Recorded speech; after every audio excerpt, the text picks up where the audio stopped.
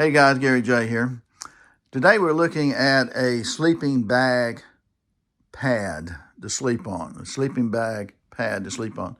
And this is one of the best ones out there, I think. There's some really good ones out there, but this is one that is really good right here too. So this is called the Klymit. The Klymit. You see these ridges right here, which is kind of unique. And we'll look at that a little bit closer. Now to give you a few little specs on this right here, this is the bag in which it comes in, so it can be folded down to like 8 inches. And that's probably 12 inches tall right here and 8 inches wide on the bag.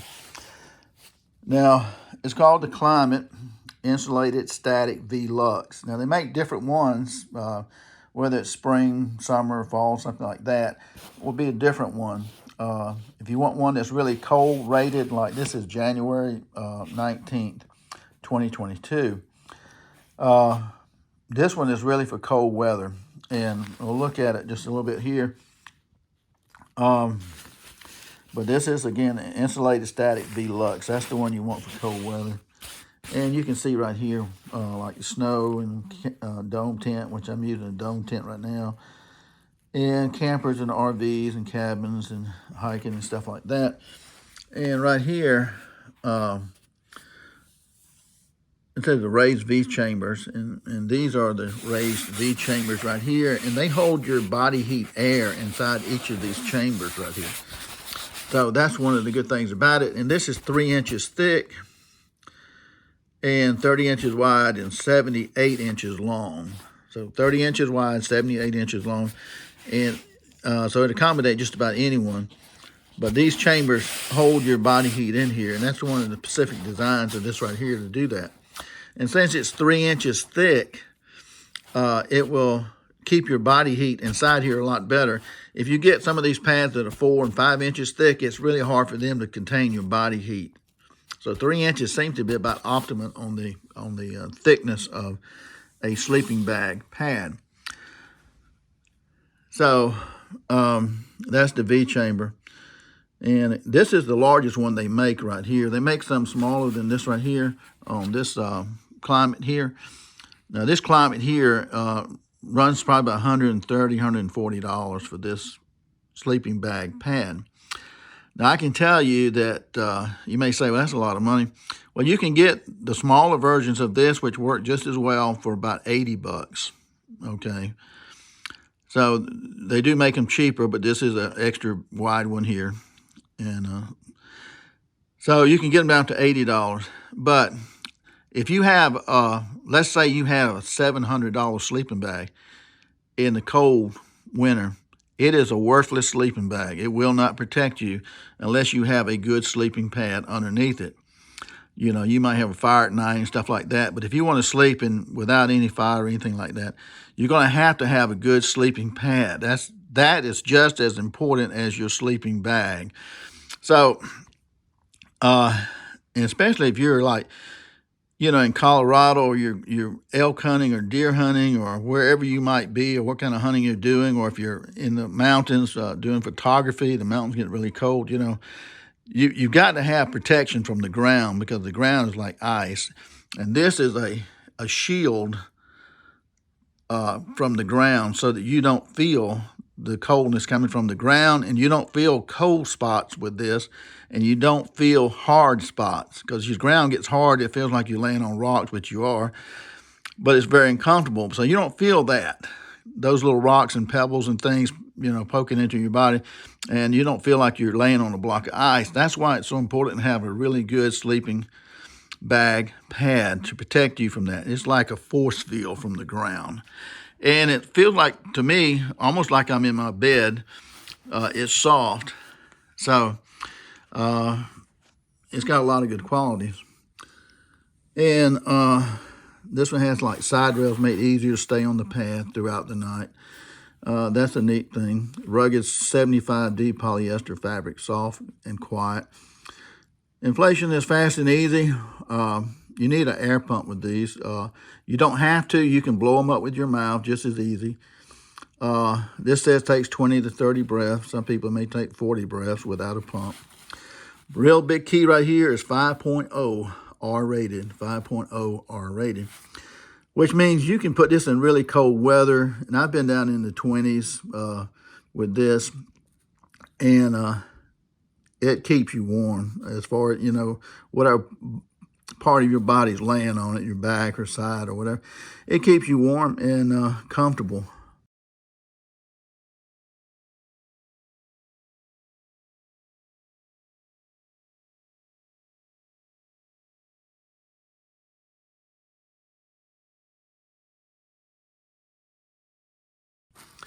Another thing, it's got a patch kit too that comes with it.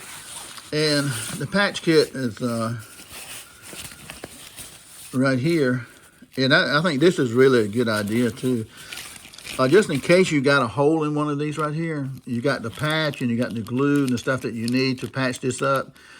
And that could mean a big difference. If you were in some really cold area like Antarctica or something like that, you would, you're sleeping on literally a block of ice. You would really want something to patch that thing, because if it goes flat, you're laying on an ice cube, and the best sleeping bag in the world is not going to protect you from that. You're going to freeze to death. So that's a neat thing there. But you see the ridges here? It looks kind of space age in a way. And the back end is just like that, except it's gray, kind of a charcoal gray. So up here we see that this is the insulated static V-Lux. That means this is the one that's made for like cold weather, okay, climate. And over here we have a cap right here. Now on these right here, you have to have the cap clipped. It'll click when it's all the way down, and it's kind of hard to push down and get it to click, okay. But that has to be snapped all the way down. If it's not snapped, air will leak out of here slowly. This is kind of almost like a one-way valve system. And this is one of the interesting things too about these Klymits. This valve right here says inflate at the top. So, and it'll rotate 180 degrees all the way around to the other side, which says deflate. And I'll show you that. If you're going to use your mouth to blow this up, you can do that. And you put your mouth over this right here and blow in here, and you can hear the air go in. Now, you may have to hold this a certain way in order to do that, but you can blow this up easily with your mouth. Now, it may take 30 breaths to do that if it's completely flat, or maybe 40, depending on your lung capacity. So you can do it with your mouth if you have to. Should you blow this up with your mouth?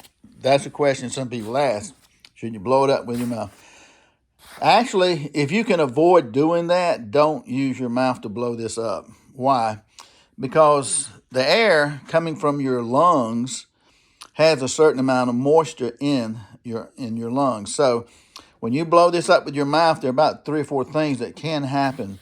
One, you can inflate this, okay, doing that. And but what happens with the moisture in your breath?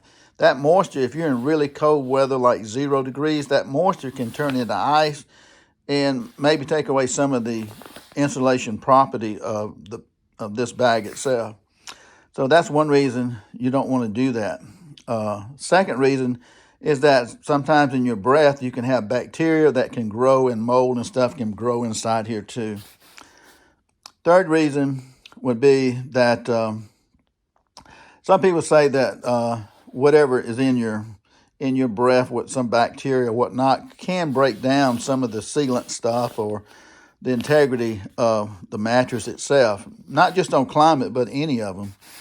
So most people would recommend that you buy a device that you can blow this up with, okay? And if you're going to do that, then you can get those pretty cheap. Here's one from Walmart right here. And this is called Best Way, and it's about $16 or $17. This particular model right here, it allows you to inflate and deflate. And right here, it has 680 liters of air flow in a minute. So it pumps out 680 liters of air in a minute. It'll blow this thing up in like a minute, okay? And it comes with 3 different valve tips to go over here, so you can blow up different things. And here's an example of the valve tips right here. So this end right here, we'll go over this unit and see how this unit looks right here. It's got a switch right here for on and off. And so this end right here, you just use the correct valve tip for that end, depending on what you're going to blow up. None of these really are made for this particular unit to me so much. So what I do with this right here, I just take this end right here and just take this end without a tip on it and put this over that valve, and it'll blow it right up, okay? And the cord that you plug in is this right here, and this right here goes into your 12-volt DC outlet. Some say like a cigarette lighter, whatever. And you stick that into your car and you can blow it up. Now, they do make these that hold batteries, which will blow it up too. Now, if I'd have saw one that had batteries to it, I would have bought the one with batteries instead of the one that goes to AC. So, because unless you're at your vehicle, you know, you're going to have to use this. You might be able to make some adapter system for that. And somebody probably does. But it's a nice little unit. It doesn't hardly weigh anything, and it will blow this thing up in just a minute. Okay, so you got a little yellow tab up here by my thumbnail. It says inflation. So you can't, if you push down here, it's not going to go anywhere. You got to push on this bottom end right here.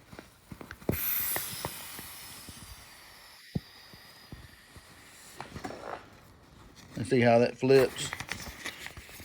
And you can flip it over, and this is on, says deflate down here. So once you deflate it, air really pours out of here once you do that. Again, when you inflate it and it's full of air, make sure that you have it on inflate. Well, you will have it on inflate when you blow it up with air. Otherwise, the air is going to come out of this right here as fast as you put the air in there. So have it on inflate when you put air in it, because it's got kind of a one-way valve in here on inflation. It slows the air from coming out. And then make sure you put this cap on and that it snaps. And it's kind of hard to snap it on here a little bit. I think everybody agrees with that. But once it's snapped on there, it will seal this right here so it doesn't go down. And it'll last for several days inflated really well. Okay. You don't have to fill it up to max either. Some people will lay on it and it's too rigid. These ridges right here, you'll feel them sometime. And so you can just let some air out and get them a little bit more flat. Okay. So that's kind of how that works.